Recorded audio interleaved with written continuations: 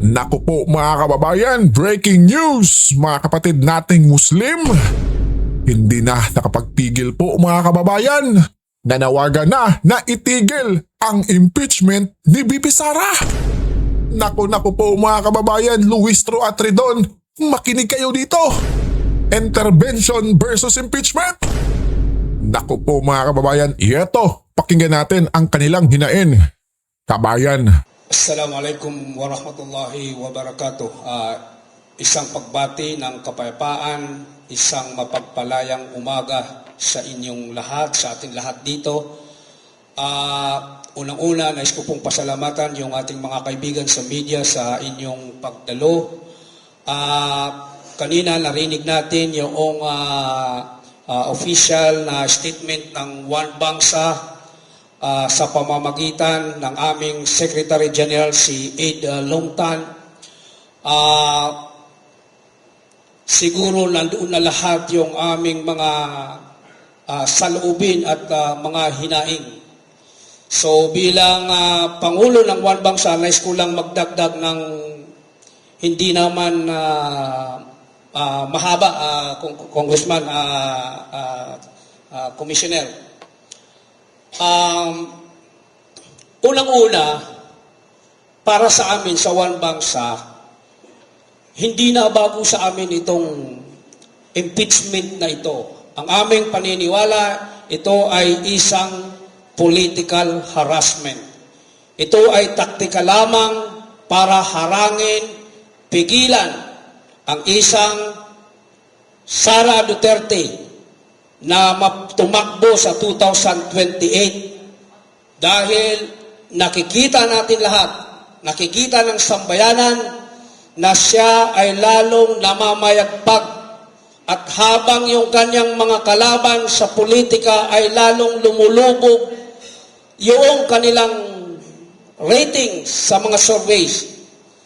Kaya ang paniwala namin, inuulit ko, ito ay isang political harassment na dapat hindi bigyan daan, dapat pigilan at dapat harangin. Kaya kami sa One Bangsa naririto, malakas na sumusuporta doon sa mga petisyon na inihain sa Korte Suprema, petisyon nila Atty. Torion, Atty. Vic Rodriguez at kanyang mga kasamahan, lalong-lalo na po yung idinudulog ni Vice President Sara Duterte sa Korte Suprema na isang petisyon na talagang siya mismo yung humiling sa Korte Suprema na pairalin ang batas, harangin ang anumang tangkang paglapastangan at paglabag sa ating saligang batas.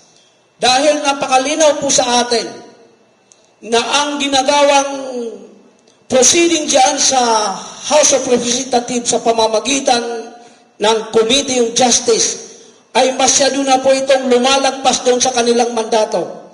Sinasabi ng ilang mga kasamahan natin na ito ay isang fishing expedition dahil mukha yatang grave abuses yung kanilang ginagawa at talagang hindi ka panipaniwala dahil saan ka makakakita ng isang House of Representatives na sila pa itong naghahanap ng mga ebidensya para maging basihan at maging, kumbaga, mas mapalakas yung kanilang hangarin na mapatalsik ito si Vice President.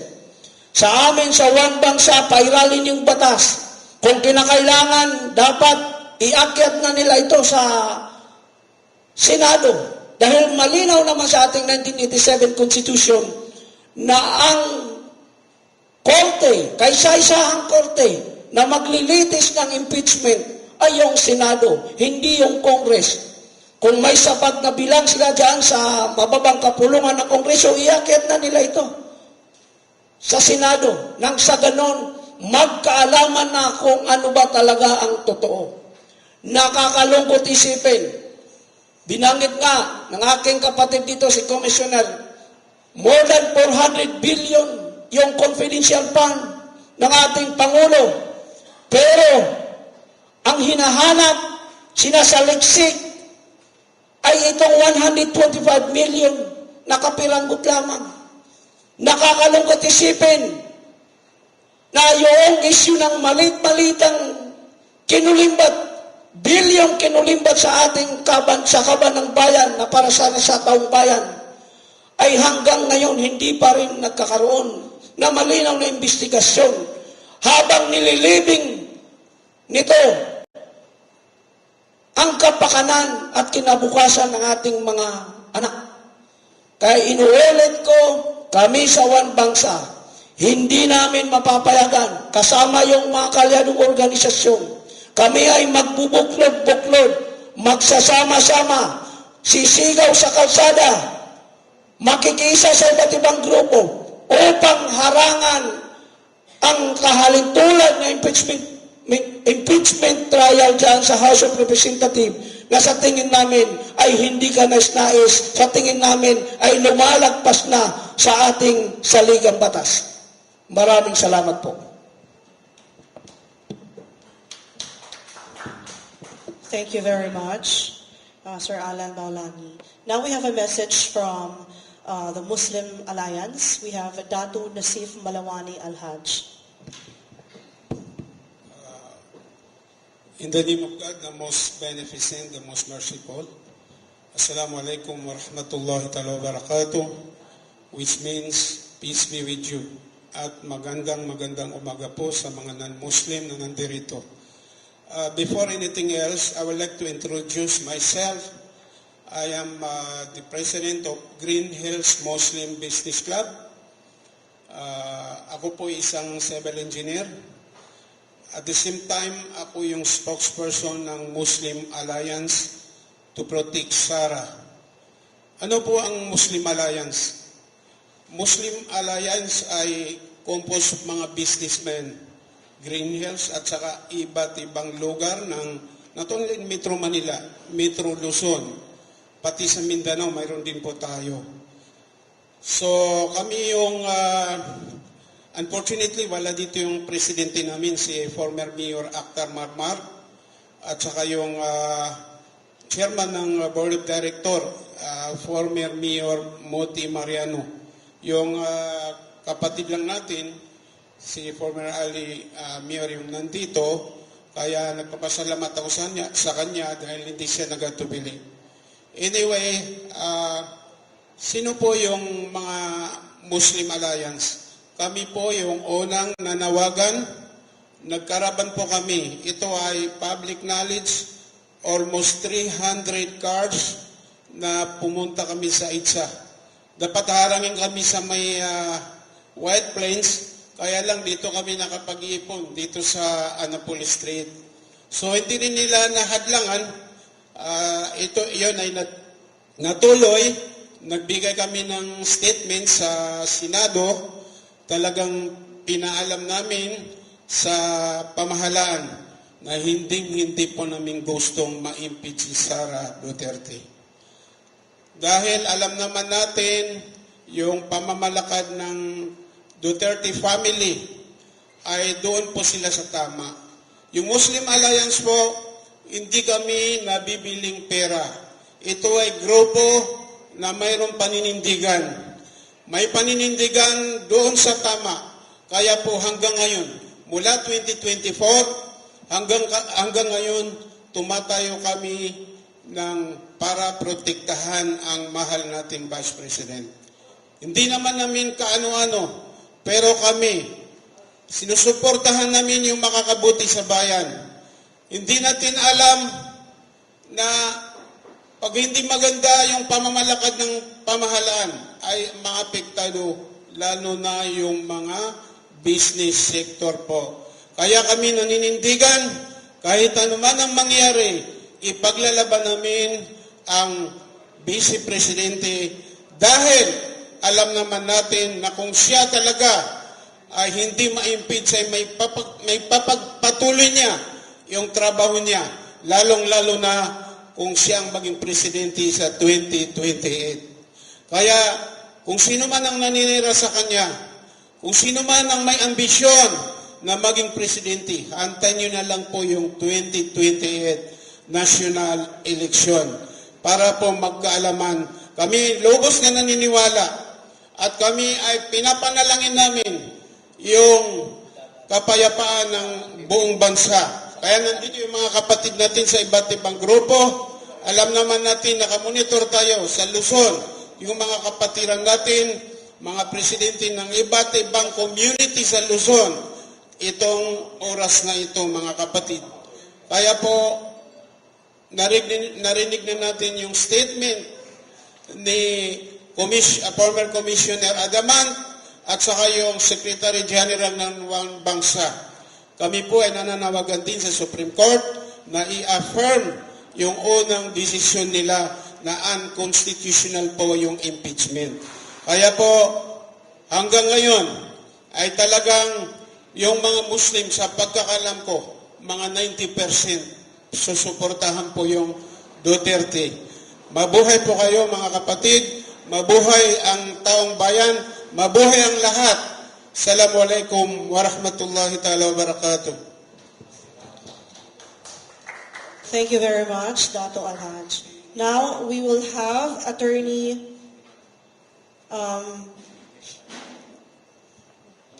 Hilary Olga Reserva from Zoom. Let me just present the Attorney Olga. Wait lang po.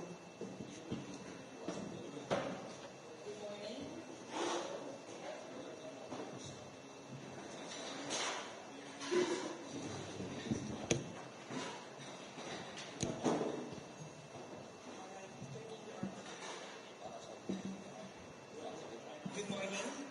I am Attorney Hilary Olga M. Reserva. I am a lawyer of the province of Luzon del Norte. I am also a daughter of a co-petitioner here, which is Attorney James Reserva. I'm also a member and an officer of the IDP of Luzon del Norte. Now, I believe that my co-petitioners have sufficiently explained the grounds why we filed this petition for intervention. I want to say to you that beyond these legal arguments, I would like to emphasize my personal stake in this matter. I joined this petition in intervention not only as a young lawyer who seeks to uphold the rule of law, but also as a citizen who recognizes that impeachment is, by its nature, both a legal and political process. My motivation is therefore not purely legal, it is also political in the principled sense. I believe that the leaders we elect should not be removed from office through mere political machinations of a majority opposition, absent strict compliance with constitutional standards. The Constitution does not allow impeachment to be used as a tool of convenience or partisan advantage. This is precisely why the parameters set by the Supreme Court in the recent pronouncement in Duterte v. House of Representatives are so crucial. They serve as institutional safeguards not only for the respondent but for the stability of our democratic system. They ensure that the extraordinary power of impeachment is exercised not by sheer numbers but within the discipline of law, evidence, and due process. Without these safeguards, any duly elected official could be exposed to removal based on shifting political alliances rather than established constitutional grounds. That is a dangerous precedent, one that weakens democracy, both democracy choice and institutional integrity. As a young lawyer, my stake is direct and substantial. The legal standards we defend today will define the strength of our institutions tomorrow. If we allow constitutional guardrails to be disregarded, we risk normalizing a system where process is secondary to politics. This petition and intervention is therefore both a legal and civic act. It is my way of asserting that the rule of law must prevail, not only in theory, but in practice. Not only when it's convenient, but especially when it's difficult. Ultimately, this is about preserving a system where accountability is real, but always lawful, where power is checked but never abused, and where the Constitution remains the supreme guide over both law and politics. This is why I intervene. Thank you.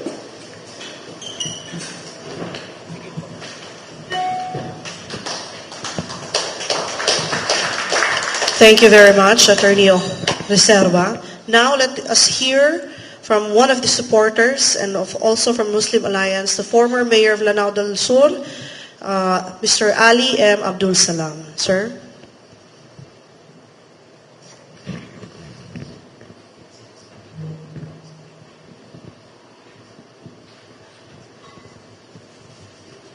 A'udhu billahi minasyaitanir rajim.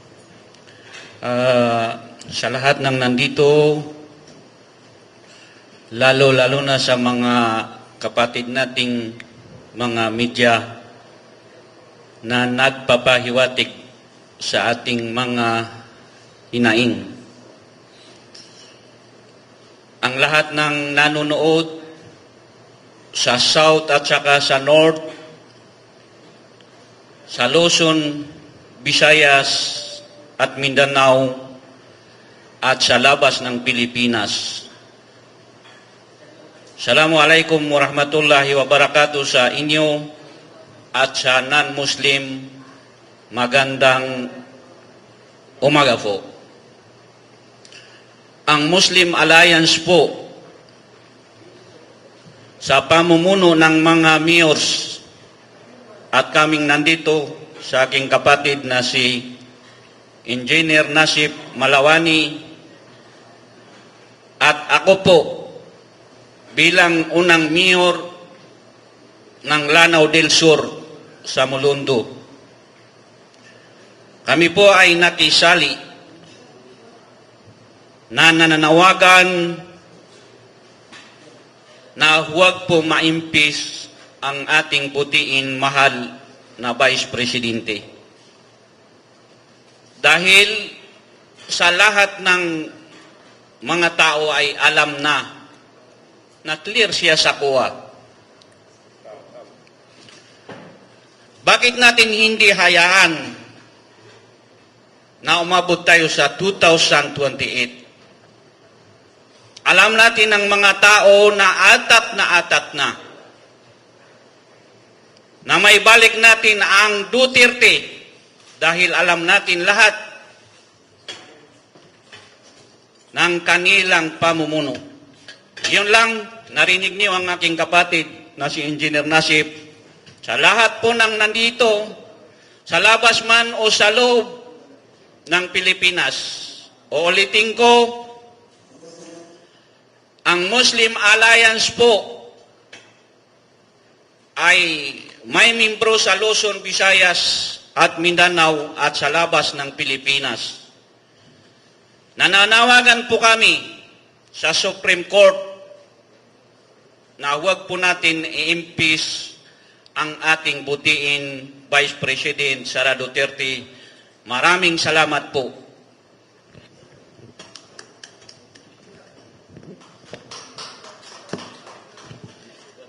Thank you very much, Sir Ali. I think we have no further statements anymore, so we are ready if someone would like to ask questions. Thank you. The members of the panel are ready. Yes, kindly introduce yourself po.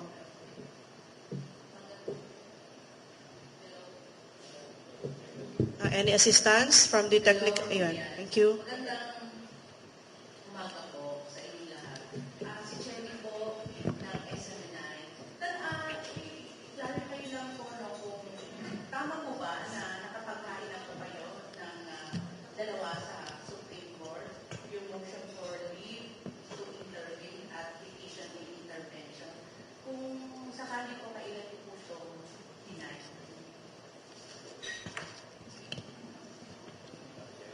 Assalamualaikum warahmatullahi wabarakatuh. Salawati alay Muhammad wa alay Muhammad. Ma'am, sasagutin ko po yung tanong nyo kahapon. So, since yesterday was a holiday, no? But we were not precluded to file the motion with attached petition because it was done through online. So, we have yet to check sa Supreme Court online portal whether or not the said motion with attached petition is already uploaded sa portal nila po. Sir, attorney, bakit po ninyo piniling mag-file ng sarili petition with intervention? Simpleng suporta na lamang po sa existing petition na pinag po Yeah, thank you, ma'am, sa question. No? As you have listened, as you have heard kanina, no, we came from different walks of life. So, meron dito nasa civic movement, meron dito former government official, meron dito elected officers, and kami kasi officers of the court. And I can only speak as an officer of the court, and the reason why we decided to intervene because we have 3 reasons, and I think they are clearly stated naman sa motion, but for the sake of answering your question, no?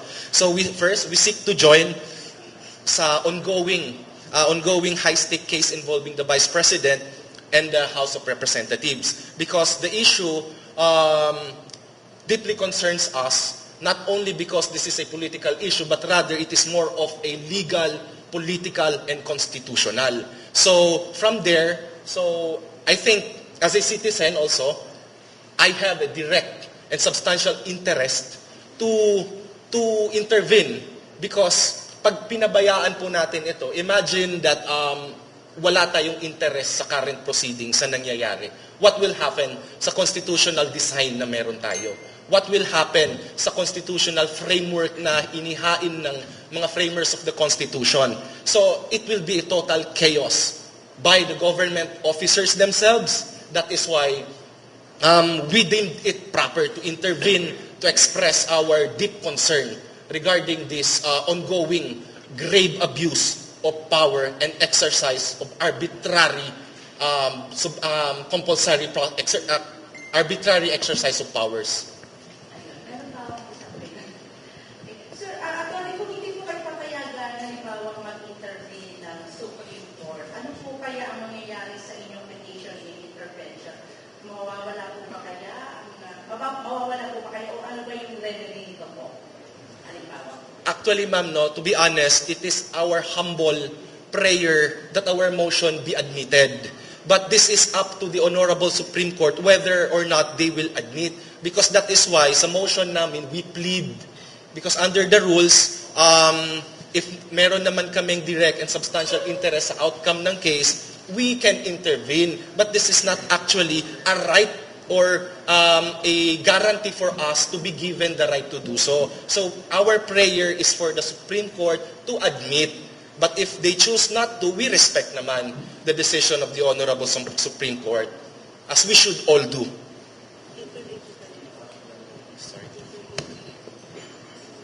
Ma'am, to correct lang no, kanina sa question nyo, yung motion to intervene with attached petition was filed April 8, not yesterday. Yeah, sorry for April 8. Yung isa po, kahapon. Sabay. Sabay po. Yes, because, Yung dalawa. yes. Okay. Noted po. Last na lang po from my end po. Paki-clarify na lang po. Paano niyo po masasagot ang argumento ng impeachment ay kapangyarihan ng Kongreso at hindi dapat pakialaman ng Korte Suprema? Thank you po. I think, ma'am, no, a lot of us here, we have different opinions. That's why allow me first to give my humble opinion, and then I believe they also have their own. Para mas maganda, mas holistic yung dating natin. Ako, I can only speak as an officer of the court.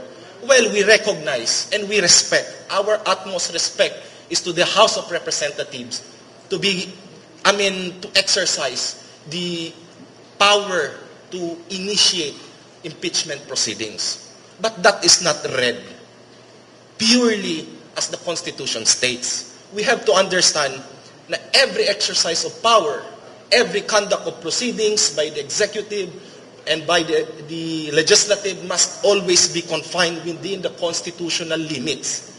At pag sinabi natin constitutional limits, we cannot set aside the very basic and fundamental principle of procedural and substantive due process. So we do not argue whether or not the House of Representatives, through its House on Justice Committee, can exercise the impeachment power. Yes, they have, but we want to make sure through this intervention and through the filing of the main petition na the Supreme Court should come in as referee.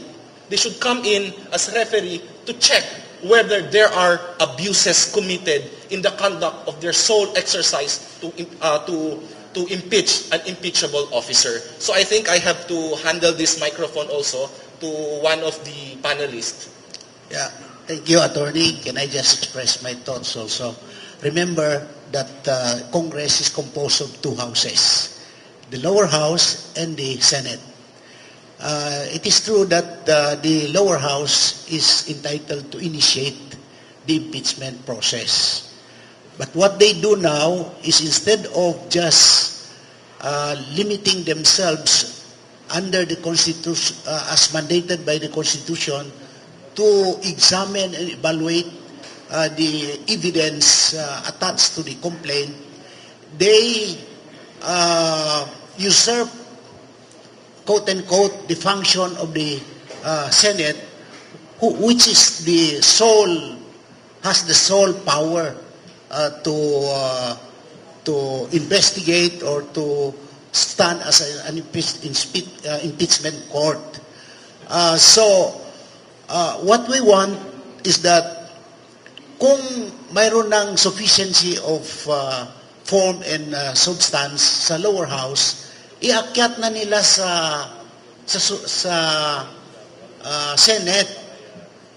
Ang ginagawa nila ngayon, nag-fishing expedition sila dahil alam nila kulang yung mga yung mga evidence attached to the complaint, which is unconstitutional because effectively they are siding and aiding the complainants rather than standing as non-partisan and submit the same complaint to the Senate so that the Senate can act as an impeachment court.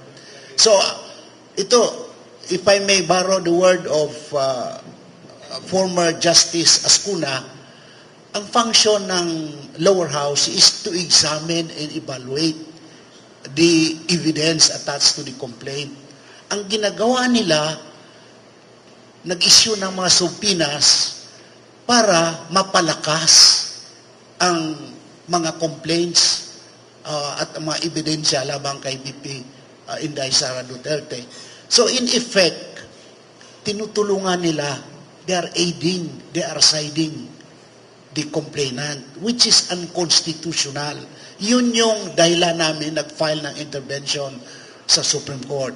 At yun din, kung tinatanong mo, bakit di na lang namin suportahan yung mga na-file na petition before the Supreme Court, I think this is our only legal way of supporting it, filing a petition in intervention. So yun ang legal way. Kung pupunta kami sa kalye, sisigaw kami, punta kami sa media, we can only do so much. This government is really bent on pinning down Vice President Duterte just to block his way, his path to 2028 presidential election. Thank you very much. Good morning, ma'am. So in addition to what Attorney Senti said, we have this what we call expanded power of judicial review, no, under the Constitution, wherein, again, we respect that it is the power of the lower house to initiate the proceedings. But in one of the cases decided by the Supreme Court, this is not actually purely political process, meaning to say they are not placed beyond judicial review. And if there are allegations and clear grave abuses of discretion, then the Supreme Court will interfere under the judicial review power. Thank you. And also, ma'am, one last thing. So I think it is often said that if the Supreme Court intervenes or nullifies any proceedings of any agencies or instrumentalities of the government, they are being accused as exercising judicial tyranny. But this is not the case. We believe that the main petition and the motion with attached petition to intervene is, the allegations there are very sufficient. We have clearly stated the grounds why there are exercise. I mean, the House of Representatives exercised gravely their power to initiate impeachment. But it is a point that we have to make na these acts are obvious. That's why we came to file this petition to ask the Supreme Court to determine whether or not there has been grave abuse of discretion amounting to lack or excess of jurisdiction on the part of the House of Representatives. Kasi pagpapabayaan natin yan, it would be an exercise of legislative authoritarianism. Thank you po. Thank you po, pero last na lang po talaga. Sir, meron po ba kayo, may bago po ba kayong ebidensya o legal na basihan tungkol na dun sa naunang pinahal na petition nila Atty. Ocasio at Atty. Godinez?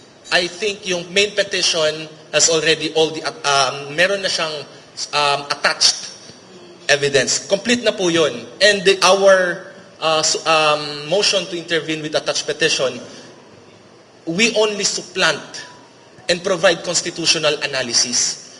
No more, walang additional evidence, no additional arguments, but merely support of the main petition with introduction of constitutional and legal analysis po. Thank you po. Welcome po. Yes, sir.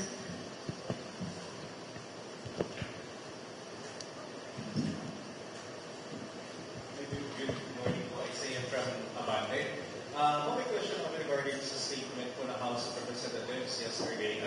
Yesterday, according to Makabayan, sumusobra na daw ang Korte Suprema sa pangingialam sa impeachment ni Vice President Sara Duterte. Ang word nila kahapon ito sa overstepping na raw sa paghihiwalay ng judiciary, legislative, and executive. Good morning, brother, no? Well, okay. So, unang-una sa lahat, we have to clarify first that the honorable members of the House, they are really entitled to the right to free speech. They can criticize the Supreme Court, but make sure that the criticisms are substantial. They are not out of the main topic, which is the impeachment proceedings. And if we guarantee them the right to free speech and expression, part and parcel of it is to criticize the rulings of the Supreme Court. They also have to consider our fundamental right to go to the Supreme Court and ask for relief.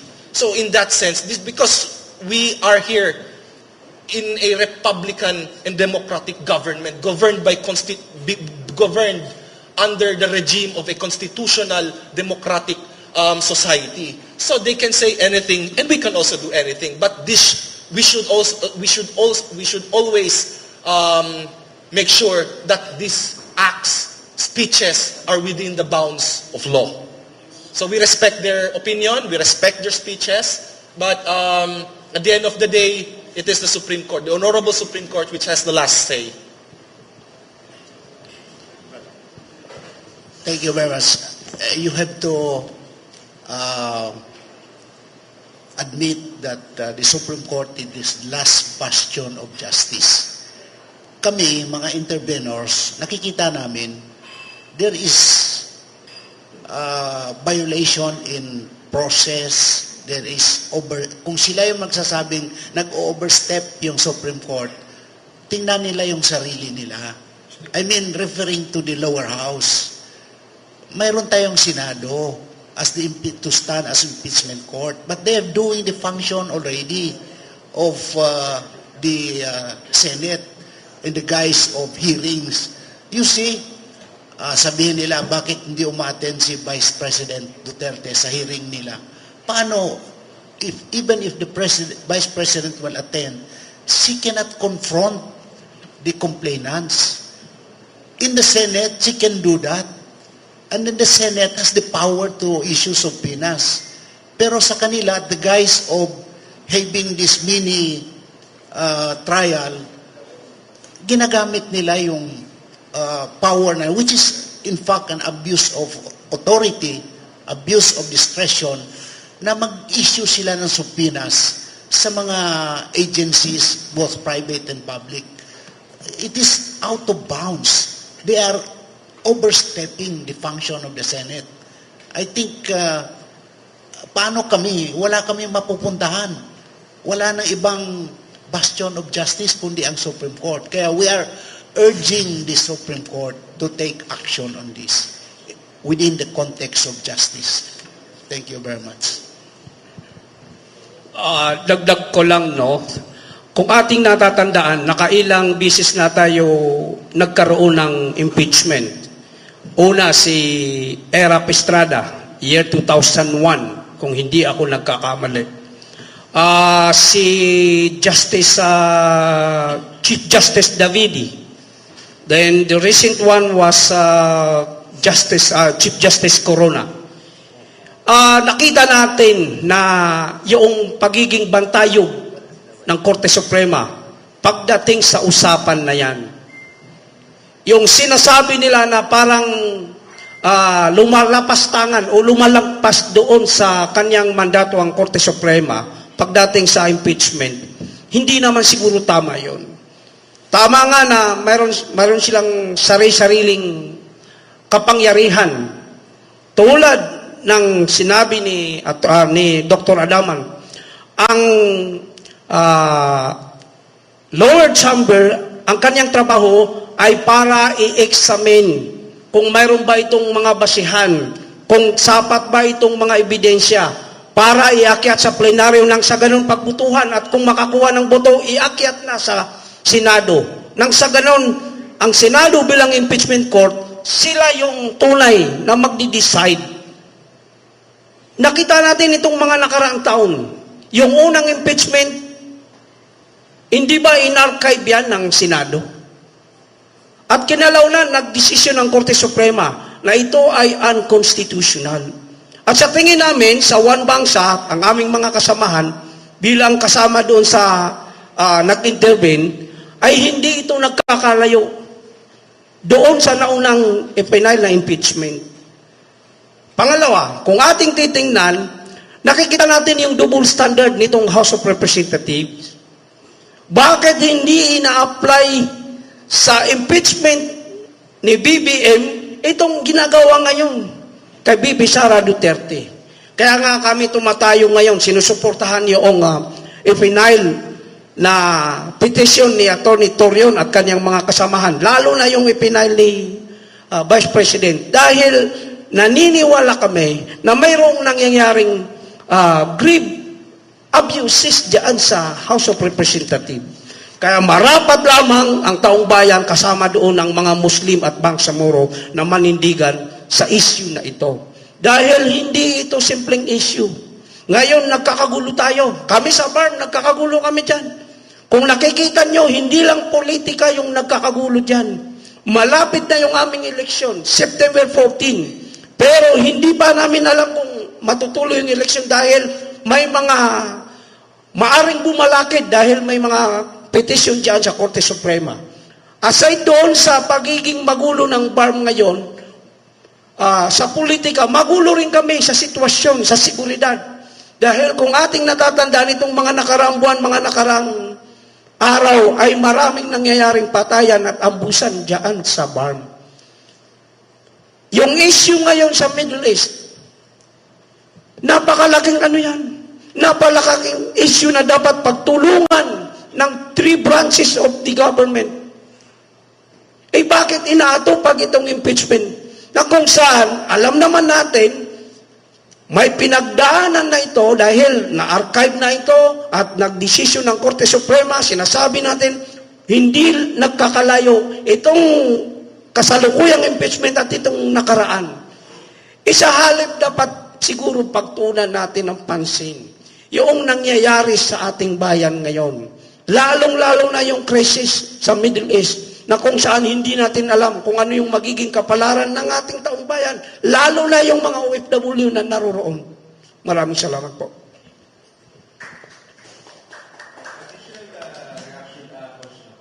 Reaction ako regarding din sa sinabi ni Representative Persis Daniel. Sabi niya, ang Vice Presidente yung bibig sa Supreme Court kumakapin. And an additional question na rin, are we expecting ba na mag-issue ng TRO ang Supreme Court anytime by now para mapatigil na yung impeachment proceedings?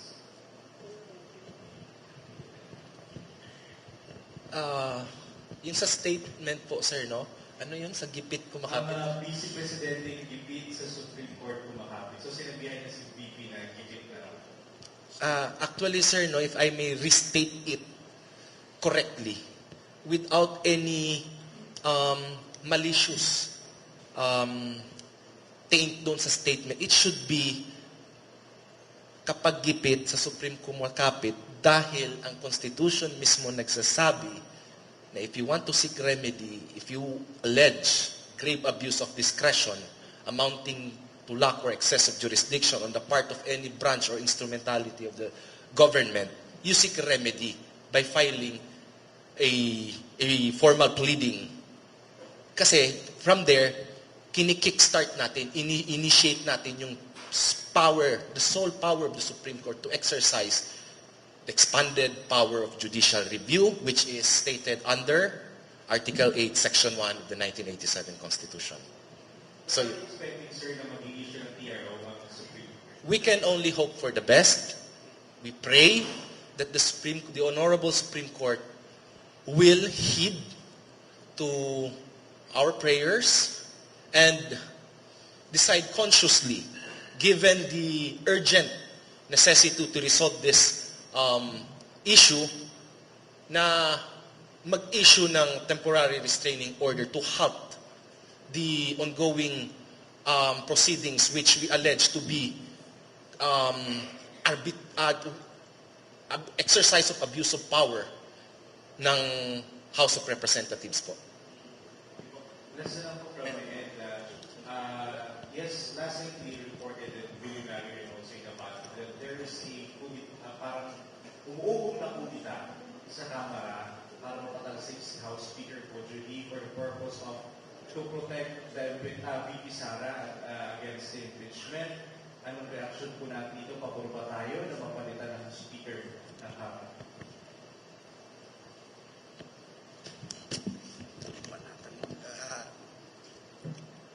Basically, we cannot speak for the House of Representatives. It is their decision to do that. They can change the speaker anytime by majority vote.